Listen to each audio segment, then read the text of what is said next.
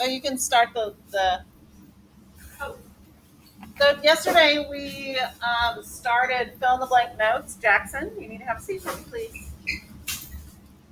And we need to finish those today so we can do some fun things tomorrow. Yay. Okay. Yeah. Yeah. Ooh, I can take this off. Yay. Whew. So yesterday we started talking about how Arkansas became a state. What kind of a state did it become? A slave state. It's a slave state. Excellent. Not that that was a good thing, but thank you for remembering. So, what state that came in with us? Michigan. Michigan. Excellent. And they came in as a free state, and this is to balance out the slaves and the free states. And you'll talk about that next year. The government gets I need a pencil. Maybe. It's There's like Sharon. like What? if they had enough room for one state, but not enough for if they're gonna make that one like say a slave state, how they wanted to balance it out, or they didn't have enough room. They'd have to wait. They would delay it. Oh. Yeah. they might have split. If the government was making the choices and Abraham Lincoln wanted slaves to be free, then the government should have just made every state. I mean, I know everybody would have been outraged by it. They were enough to actually go to war. Fall too hard. If that Right. Was Abraham Lincoln was he still president during the Civil War? Yes. Then he got shot.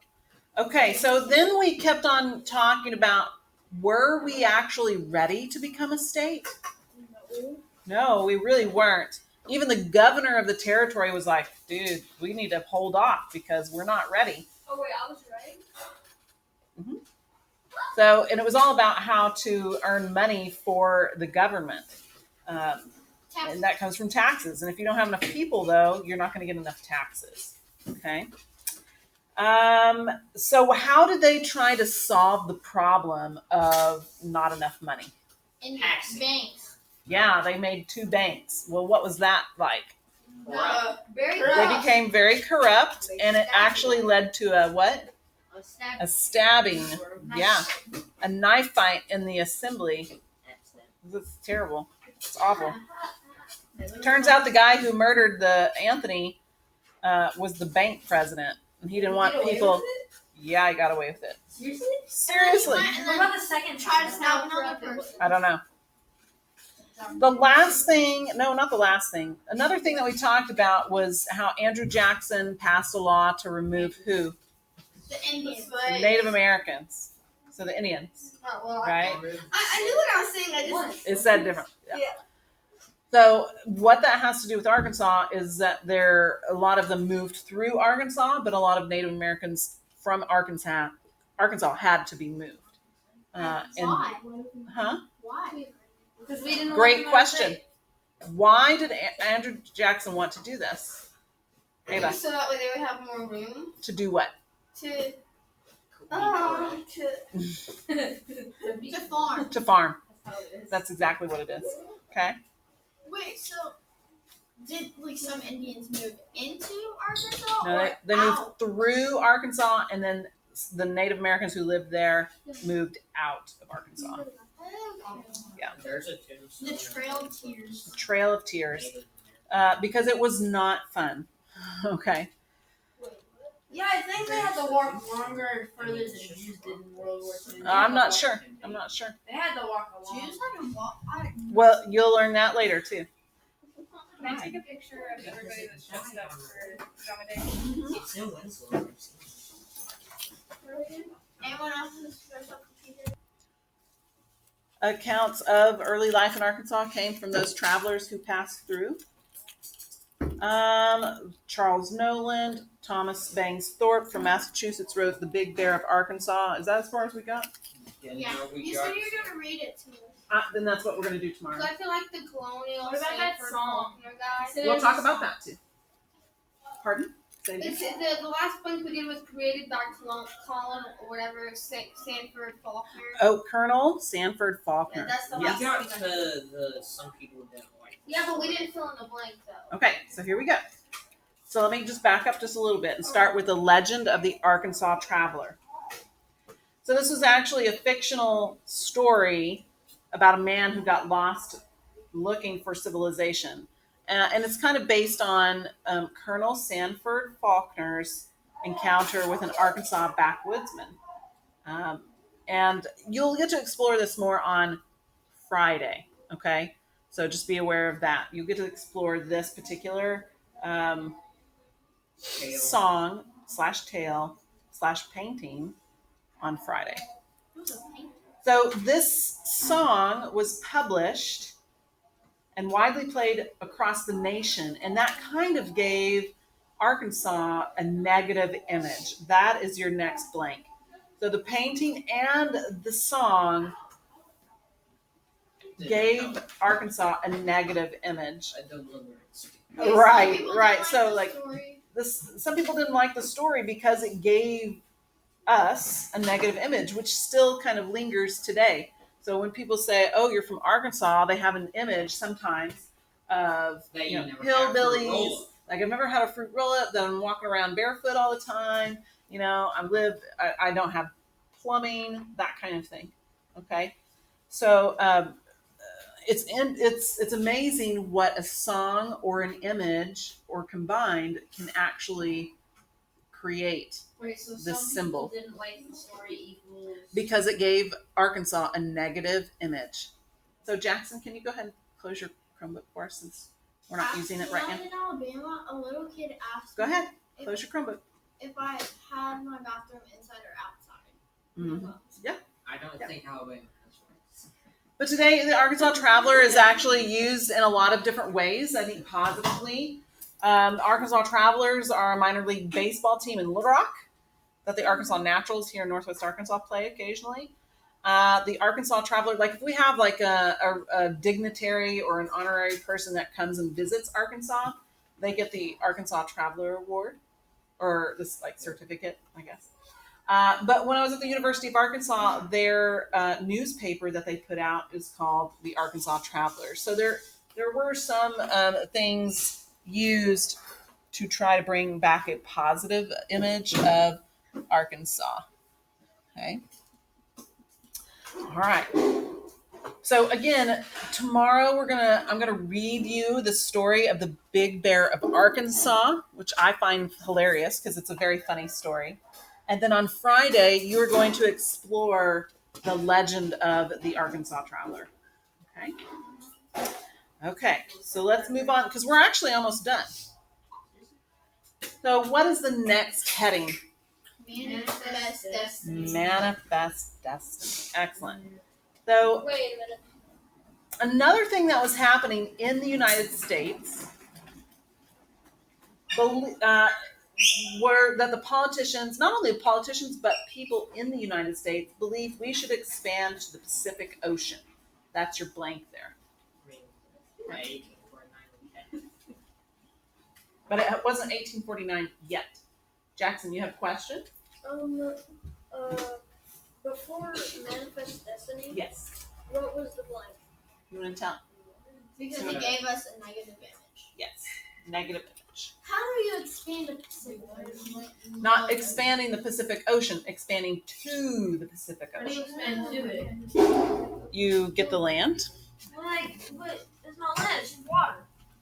Okay, To the so coast. let's take a Oh, look. to the coast. So let's take a look. Look behind you at the wall. Mackenzie, I don't know if you can see it or not. So we expanded up into the Mississippi River, but in 1803, Jefferson bought Louisiana territory, which we are a part of. Arkansas, right here. Okay. By 1836, we were a state, but we hadn't acquired all this land yet. Okay. And the United States said, well, we deserve it. Do they really? Well, just because you think you deserve something doesn't mean you actually deserve it. I know. Right? Here it is. Exactly. We killed So we did. So the yellow and the red portions actually belong to Mexico, and that's a whole other story. And we talked about the Alamo, which was kind of part of that whole deal. The green, the dark green here, actually belonged to Great Britain, and at one point Russia. Okay, so somehow we got that. Florida belonged to Spain, and then we got that later too, or actually in 1819.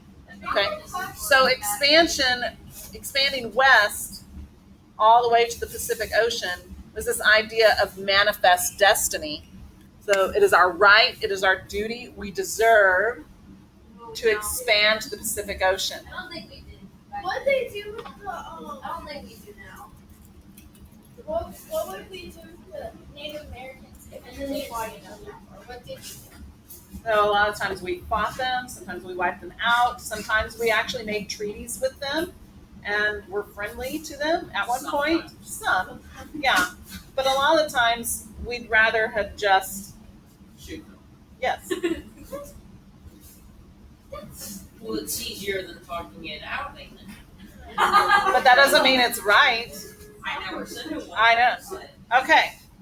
So what I would actually circle and draw a line, circle manifest destiny. That's something that you need to know. Okay. And maybe draw a line over to where it says believed we should expand to the Pacific Ocean.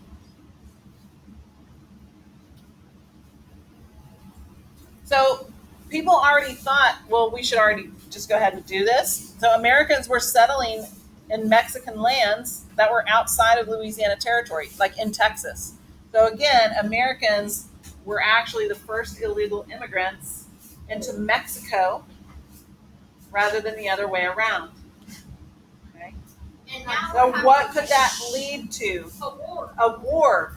That's your next blank. It could lead to a fight. It could lead to a war. Dylan, did you catch that? my mother said. Could lead to a fight, conflict, war, and it did. Okay. So the next heading is the Mexican War. So while we thought we deserved the land, Mexico was like, yeah, that's our land. Wait, did that say Texas? Annexation. Yeah. Again, we will talk about that if you let me. All right. So Texas became the 31st state. So this was 6 states after we became a state, right? And that was what, in 1845, I think that's what it says. Well, that made Mexico mad, which I can understand since, Texas used to be part of Mexico. And so there were a lot of border arguments. That's your next blank there. It's funny because now we get mad at Mexicans for coming to our land illegally. And technically they were theirs first. But anyway, so Mexico invaded, and I put in quotes, invaded America, where, it's kind of weird that they would invade their own land to try to get it back, but that's kind of what they were going for. Okay. Were there still Mexicans living in Texas when the Americans came in? Pardon? Were Mexicans living there? Yeah, Mexicans. And they kicked them out? Or did they I think they would have become Mexican American citizens. Okay. So the president at the time was James Polk. He asked for 50,000 volunteers. I've never heard of this guy. That's Too much? Yes. Okay. That's like not. We didn't even have that in the. Oh yeah, we did. Yeah, but with all the disease they could have caught. So Arkansans were some of those volunteers, and they met at Fort Smith because that was our furthest, west before we get into Oklahoma and Texas. So they met at Fort Smith, and there was a guy named Albert Pike who was part of the Little Rock Guard. He was a congressman and former in the Little Rock Guard. Okay, comma. Another person who led some volunteers from Arkansas was a congressman who's also a former governor. His name is Archibald Yell. I'll spell that for you. Okay. Archibald is Archibald.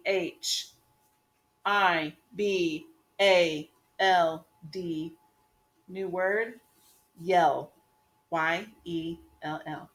Now, if you're traveling to Fayetteville and you get on Highway 71 south of Fayetteville, not only are you going up College Avenue, but you're going up Archibald Yell Street. I got Archibald. Oh. I got Archibald and Maybe. So that group was called the Arkansas Mounted Volunteers. What are they mounted on? horses. There you go. Okay.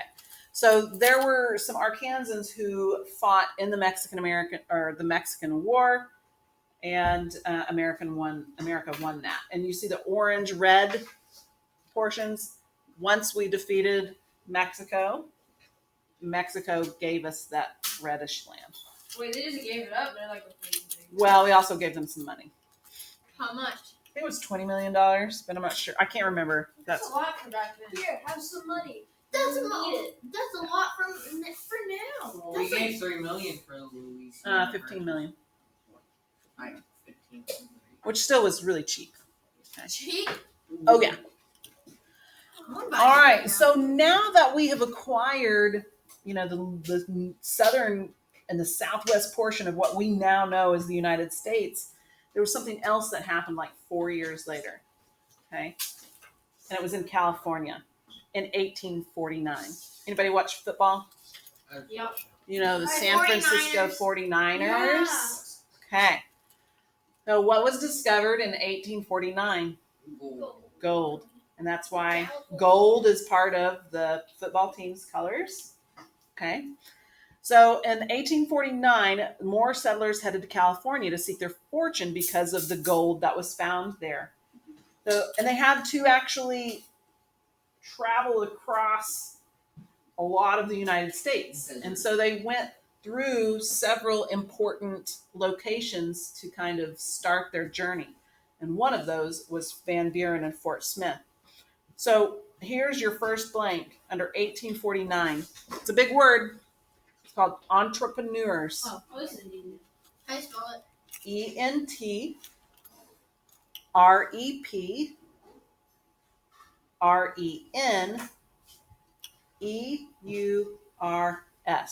Now it sounds like you've heard this word before. Yeah. What does it mean? It means like Business. business. So someone who is an entrepreneur is kind of like starting out a new business to see if it works and kind of getting kick-started to start a business. And so there were a lot of entrepreneurs who opened their businesses in Fort Van Buren and Fort Smith because they advertised the area as a supply center for those 49ers. That would be smart. Yes, it was extremely smart. So basically they're saying, hey, come to my store because here are the items that you need to go out west. Reminds No. me of Oregon Trail. Right, exactly. So this was a stopping point to resupply for whatever you needed to mine for gold or stock up on food for your journey out there, that kind of thing. Drive 3 miles to see a gas station. Right? And 3 miles back then was a long time. That was So for Arkansas, this was actually a great boost to the economy. I knew. Good. ECONOMY. Economy. Wait. The great boost to the economy. An economy always refers to how people earn a living. That could be through business, that could be through teaching, that could be through, it's a cycle of money. Yeah. Did you know we technically always had taxes, like even back then? Oh yeah. I did not know We that. had one in like the 1400s. Yeah. It's been around for a really long time. Okay, so we're almost done, y'all. I can't believe it. That's awesome. Did you have a question, Jackson? Yes. Blank center for the 49ers. surprise. Supply center, yes. Also, how do I spell economy? How do we spell economy, y'all? ECO. ECONOMY. I didn't hear that.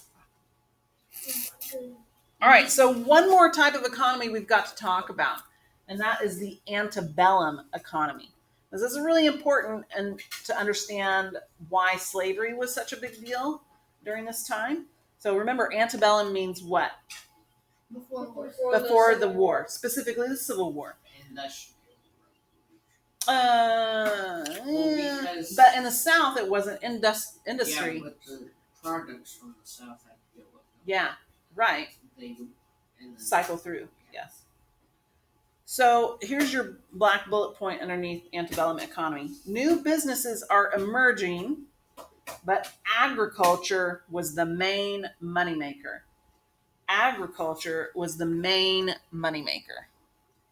How do you spell? Agri. A-G-R-I.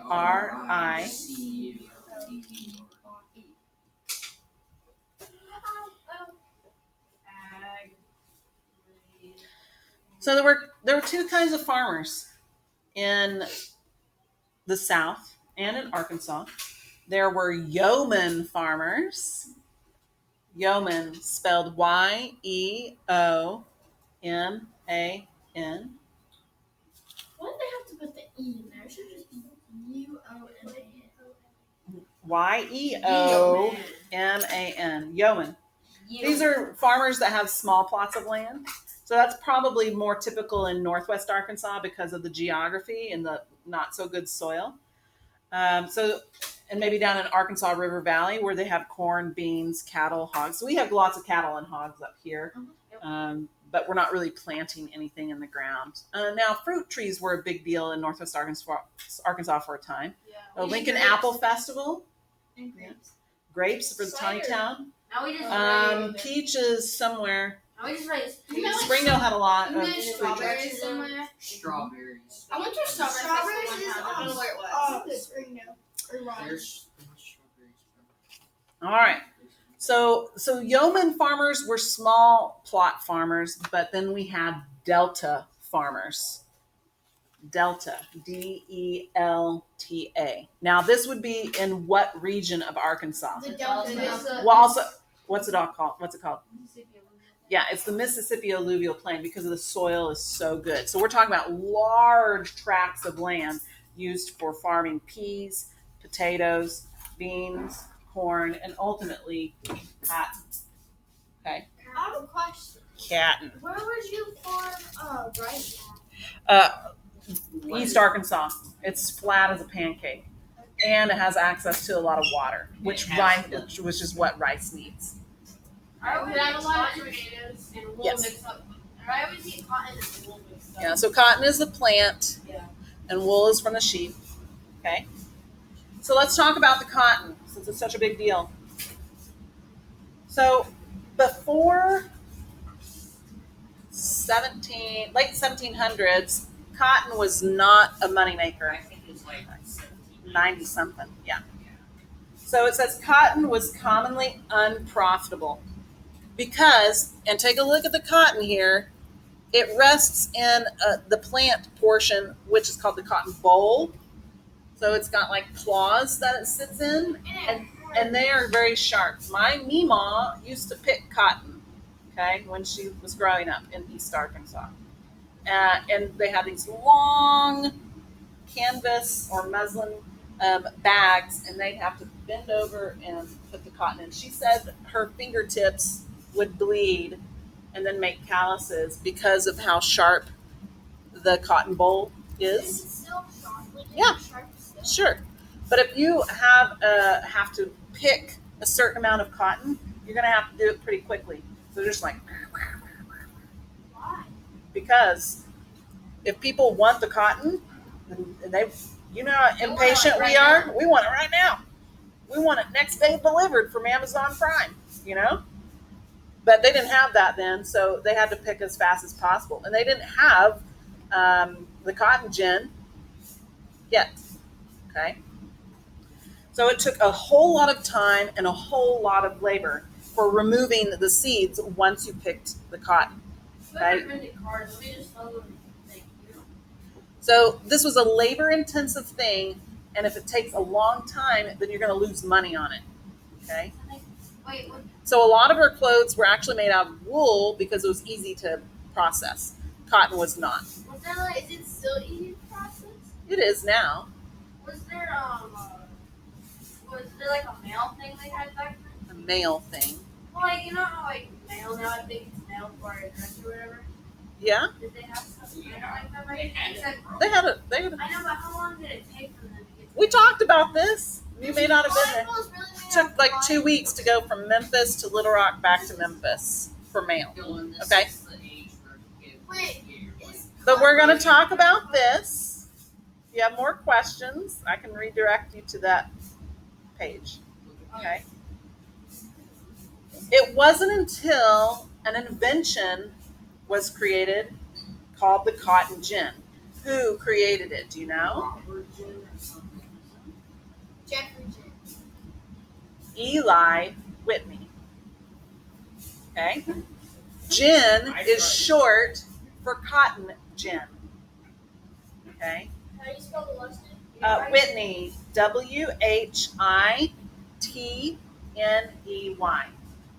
So this man, Eli Whitney, was very educated. He came from the north. He was going to go to the south and tutor some people, but that fell through.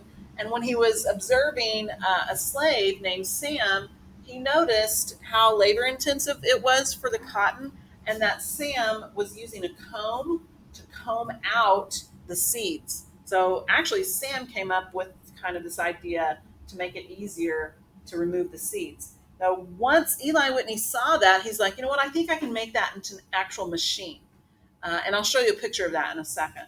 But it was, do I have it in the, do I have it? It's like a little lawnmower from It kind of looks like a lawnmower, but it sat in your lap. Okay? And you would feed the cotton through and crank it, and it would push it through the combs, and it would leave the seeds behind and push the cotton out.